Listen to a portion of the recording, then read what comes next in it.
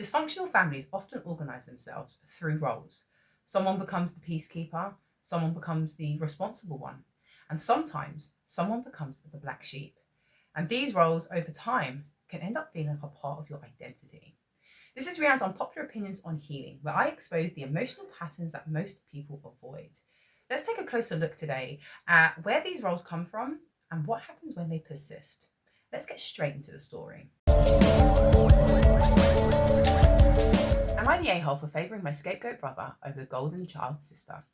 Opie tells us that he is 20 years old and that he has twin siblings who are 18 called Joe and Jill. Now, Opie tells us that Joe has just always been scapegoated, the unwanted child, as Jill was the golden child who the parents really wanted. They really wanted a daughter, so Opie figured that because he'd got the daughter, that was it. Joe was just of no real significance. He says that growing up, he would end up being the one to take care of Joe. When the parents took Jill out shopping, Opie would take his little brother out ice skating with a friend. When their parents would be taking Jill to, pageants, he would be going to watch his brother's music recitals with a friend, to the point that a lot of Opie's friends actually like Joe more than OP, as it happens. Opie tells us that now that the twins are going to university, their parents have paid for everything for Jill. They provided, all the cash, accommodation, everything that she needs. Whereas Joe, because he was able to get himself a full scholarship, the parents were like, well, you don't need us to support you. You've got everything that you need. OP once again stepped in and supported his brother and said to him, don't worry, you're going to a uni that's just about 20 minutes from mine. I will try and help you find a job so you can make your own money. You don't need to rely on our parents with them, nosing around what you spend your money on. So OP put a lot of effort in to try and make his brother feel better about that situation of how differently he's been treated from his sister. OP says they did that over a FaceTime. And then the next day he got a text message from his sister Jill saying, hey, I want you to help me find about, a job for me so that I don't have to rely on our parents. However, she's going to another university in San Francisco, where his brother is going to a university in Seattle. OP had said, well, look, I don't know anyone in that area. You're best off going to, with your parents. Mum and dad will be able to help you in that way. And his sister's actually a bit annoyed because she's like, that's not fair. You were always preferring Joe over me. And now you're helping him to the point that you're not even helping me. It's not fair. And OP does say, do you know what? I do prefer to spend time with my younger brother because she's not an entitled brat. He does love his sister. He doesn't hate her, but he just has a different connection with him. And he's now asking us, am I the a-hole in this situation? Let's slow it down. OP, in his perception, has basically stepped up as the role of the parent because his parents have basically ignored and deprived Joe of the love and affection and attention that they have always given to Jill. So he just sees himself as, stepping up into that role, supporting him and patching up the wounds that the parents have created when they are providing for Jill, but not for Joe. Now, we often see this when we are looking at a family who has unconsciously assigned roles for the members. When we look at the black sheep, the scapegoat, even though they're not exactly the same thing, they're quite closely entwined.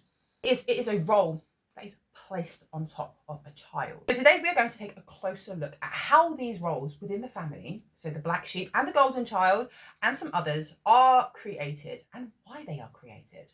Family roles are often seen in dysfunctional and high-stress environments to maintain stability. Roles are rarely decided on purpose, and they emerge through unspoken, repeated interactions and patterns of interactions to manage repressed fear, stress, and trauma. Now remember, and I know it sounds really obvious, but dysfunctional families are families that are not functioning correctly. They do not function properly. And I know it sounds really obvious, but we need to keep that in the back of our mind when we are looking at such structures. I mean, look at OP. His parents are there, they're around. However, he is parenting his younger brother, who's literally 2 years younger than him. And then his other sister is being cared for by his parents. That's just not a very good function, is it? It's not what it's supposed to be like. Now, OP is appears to be quite a well put together person. And we don't want to think that just because someone comes from a dysfunctional family that they are not going to be emotionally aware, because OP seems like that, doesn't he? They're not going to be well educated, they're not going to be having positive things that's going on in their lives, because a lot of the times when we think of dysfunction, we can think of the negative sides, which there are a lot. I'm not undermining that at all, but I also want to shine a light that we can still be very well-rounded people emotionally, socially, despite those types of challenges in the home. Some of the common roles that we will see include the black sheep, scapegoat, is often blamed for all the family problems and bears the brunt of the family's repressed anger.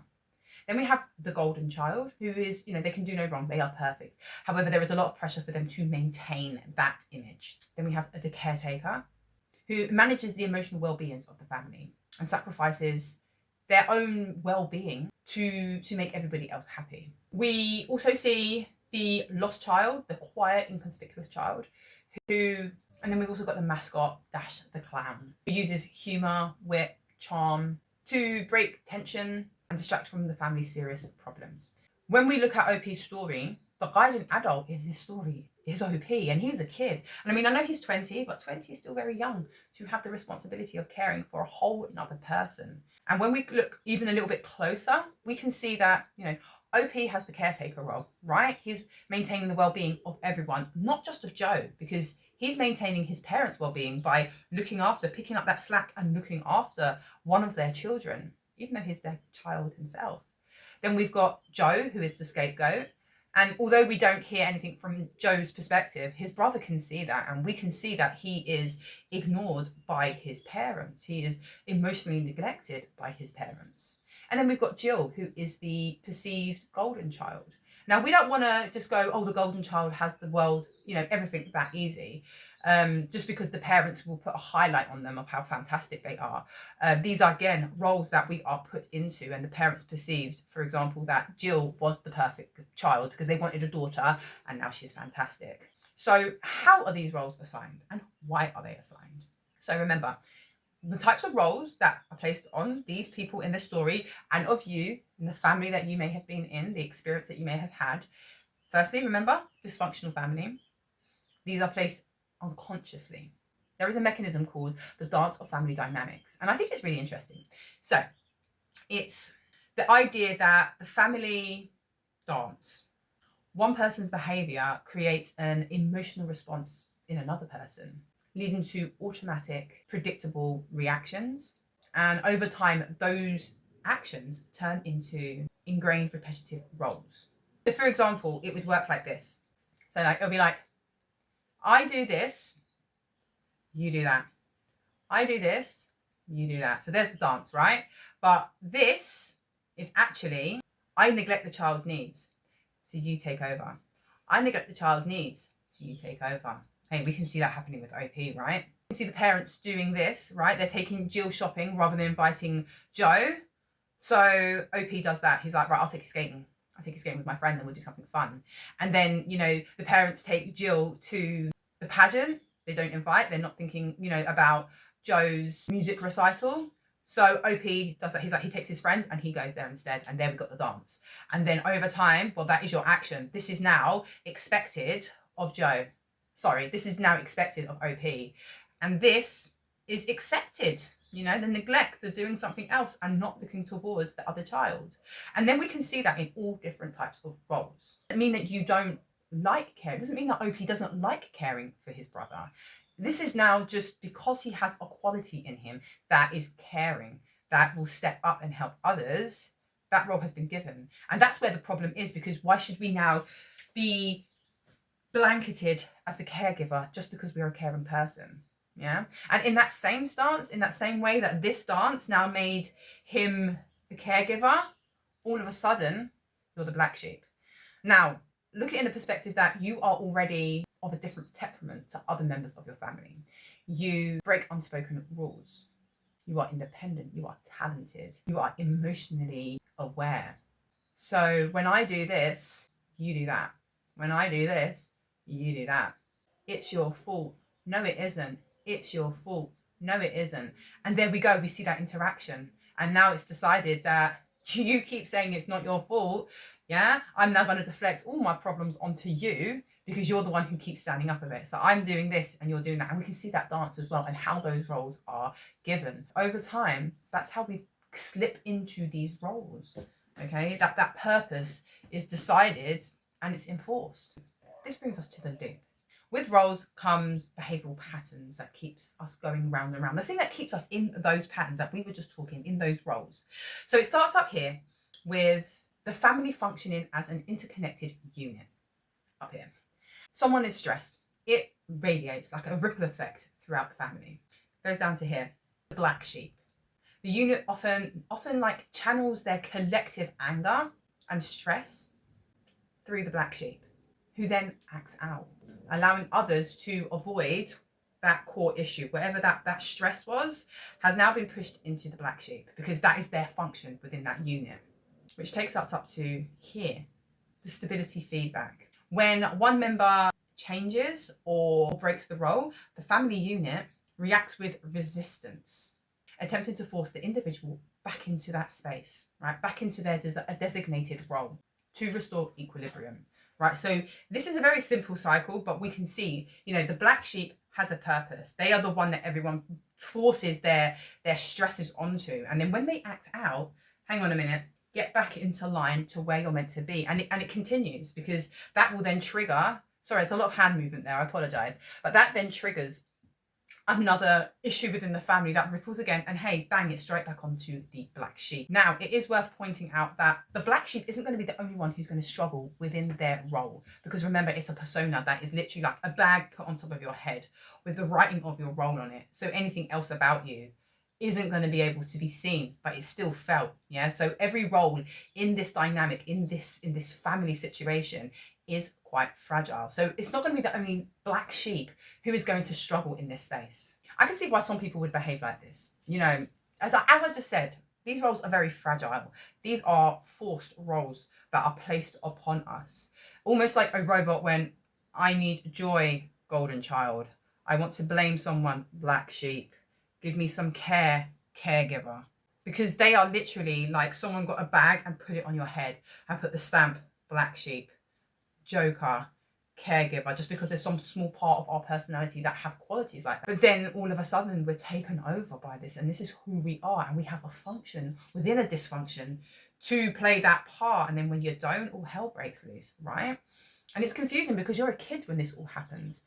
And then we grow up and they grow up along with us and we get stuck. And we're like, this is just pure epitome of dysfunction, right? So this is a point that we need awareness of what those roles are and the dysfunctional patterns that lie within it, because that will then give us independence to see it for what it really is. That will also allow you to remove yourself from other people's drama and chaos, because drama and chaos, we don't need that in our lives, okay? But the dysfunction relies on us all being so attached to it that we all play those roles, that peacekeeping roles, that person who will lighten it up, the person who we can blame it all on. This brings us to a point of reflection. Now, as always, there are two parts. So the first bit is down in the description box. So scroll all the way down to the bottom and you will see a reflective practice to help you challenge negative core beliefs. So have a look all the way down there. I've also linked some meditations that are based on that topic too, for you to explore in your own steam. Then I also have, so second part, sorry, I don't even know why I have to say that because I think it's quite obvious. I might not do that now anymore. 4 questions for you to sit with and to reflect on. So grab a journal and see what these questions might bring up for you. 1, how did this role serve to protect me or help me as a child? 2, what am I afraid will happen if I stop playing this role? 3, how does this role show up in my adult relationships? Healing isn't about being perfect. It's about awareness of what drives it. So if today's discussion resonated, sit with it gently. And if you feel so inclined, do hit that like and subscribe button. And that way you will know when the next one comes up, and that'll be really soon. So make sure you also hit the notifications so that you can be one of the first on my next discussion. So if you took anything away today, is that I hear you, I see you, and I feel you. So until next time, thumbs up.